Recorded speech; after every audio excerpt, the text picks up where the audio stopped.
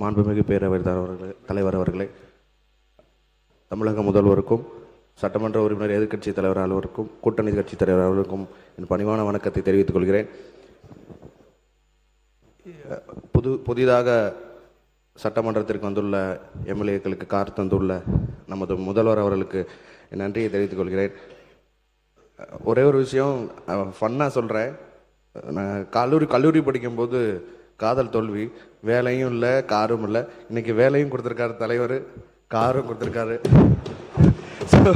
ரொம்ப ரொம்ப நன்றியை தெரிவிச்சுக்கிறேன். ஏன்னா நான் ட்ரெயினில் தான் வரேன். அங்கேருந்து இங்கே உள்ள ஆட்டோவில் உள்ளே வரும்போதெல்லாம் ஒவ்வொரு தடவையும் காவலர் பணியாளர்கள்லாம் கேட்பாங்க, யார் நீங்கள்? எம்எல்ஏன்னு சொல்லுவேன். ஐடி கார்டெலாம் எடுத்து காமிச்சாலும் நம்ப மாட்டாங்க. ஸோ அதனால் இன்றைக்கி 2 விஷயத்தில் நாங்கள் ரொம்ப மகிழ்வாக இருக்கோம். விவசாயிகளும், மக்கள் பணி செய்கிற பசியை போக்குற விவசாயிகளும் சந்தோஷமாக இருக்காங்க.